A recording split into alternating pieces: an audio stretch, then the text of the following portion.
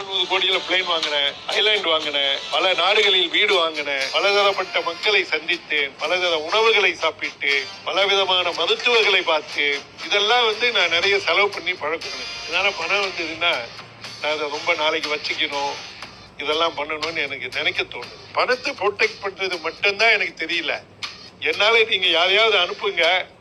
Okay, in fact தமிழ்நாட்டில் யாராவது பணம் செய்ய விரும்பி உங்களுக்கு கைடன்ஸ் வேணும், நீங்க ஒரு கிராஜுவேட்டாவது படிச்சிருக்கீங்க, நீங்க ஹவுஸ் ஒய்ஃபா கூட இருந்தா பரவாயில்ல, I will give you my email siva@ivo.com அனுப்புங்க.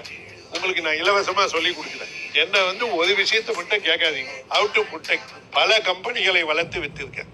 இப்போ காஃபி பிசினஸ் பண்ணேன். நான் காஃபி பிசினஸ்ல வந்த போது எஸ்பிரஸோன்ற வார்த்தையே இந்தியர்களுக்கு தெரியாது. அந்த எஸ்பிரஸோ பிசினஸுக்கு எப்படி வந்தேன்னா, சுவிட்சர்லாண்டுக்கு அங்க இருக்கிற மிஷின்காரனுக்கு இங்க இருந்து 80 காப்பி கொட்டிய அண்ணாச்சி கடையில வாங்கிட்டு போய் கொடுத்தா, அவன் மைக்ரோஸ்கோப்ல பார்த்து இந்த 80 கொட்டையில 37 கொட்டை சொத்த கொட்டை, இதெல்லாம் வச்சு காப்பி போட முடியாது.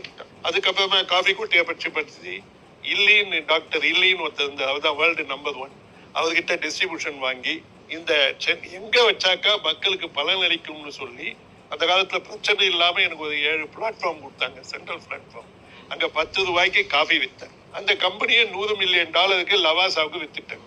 இந்த காஃபின்னு சொல்லும் போது காஃபி மாதிரி ஒரு ஆன்டி ஆக்சிடென்டே கிடையாது. அதுதான் எனக்கு இந்த கம்பெனியோட வேல்யூ பில்ட் பண்ணி விற்கிறது. இப்போ whether it is Amazon any big company லாஸ்ட்ல போதுன்னு சொல்லிட்டு இருப்பாங்க, ஆனால் கம்பெனியோட வேல்யூ பெருசா இருக்கும். இந்த மாடல் உங்களுக்கு எப்படி தோணுச்சு? விரிவாக்குவது எப்படி, அதுக்கு ஒரு ஸ்லோகன் இருக்கு. You innovate, you replicate, you integrate. இப்போ உங்களுக்கு ஒரு கம்பெனியை நான் விற்கணும் கோபிநாத், நான் ஒரு காப்பி கடை போடுறேன்.